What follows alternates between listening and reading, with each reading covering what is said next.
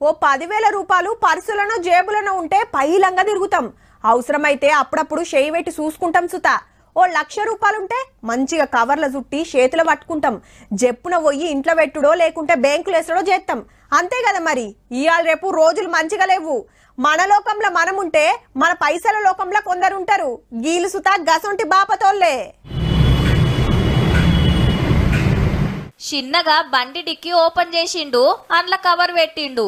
ఇక జేబులకెళ్ళి ఫోన్ తీసి ఎవరికో కలిపి మాట్లాడుతుంటే గీ అన్న అటు పోయి అంతా చూసి ఇటు వచ్చిండు. మనోడు ఫోన్లో ముచ్చట పెట్టుకుంటే ఇటు రాగానే గీ మోతెవరు అటు వాయే. ఎవరన్నున్నారా ఏంది అంతా చూసుకొని వెనకకు మర్రి సీదా బండి కాడికొచ్చి నిలబడ్డాడు. సట్న డిక్కి లేపిండు, కవర్ గుంజిండు, రప్పున వెళ్ళిపోతుండు.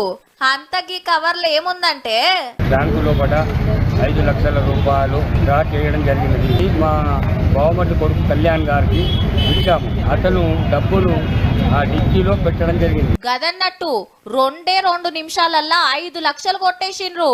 అదిగిన పట్ట పగటిలి. నిర్మల్లా గీ కాక 5 లక్షలు బ్యాంకులు ఇడిపించి అల్లుడయ్యే ఈయనకిస్తే బ్యాంకు సెల్లార్లున్న బండి డిక్కీలో పెట్టి ఫోన్ మాట్లాడుకుంటే ఇటొచ్చిండు. ఆల్రెడీ ఇదంతా కనిపెడుతున్న మనోళ్ళు చూస్తుండగా మాయం చేసిండ్రు అన్నట్టు. లబ్బ మొత్తుకుంటా ఫోన్ కొడితే పోలీసు వాళ్ళు వచ్చి ఎంక్వైరీ చేస్తుండ్రు సీసీ కెమెరాలో దొరికిన సినిమాను బట్టి. అంటే కోపం గాని ఎవ్వలన్నా గంత పైకం గిట్లా అందరు ముంగట డిక్కీలో పెడతారానే? ఓ కాళ్ళ పెట్టినా ఆన్నే ఉండాలే. అంతేగాని ఫోన్ బిజీలో ఈ సంటకొస్తే 5 లక్షలు ఊడ్చుకుపోయిర్రి. గింత లాపర్వా చేస్తే ఎట్లనే అన్నా నీ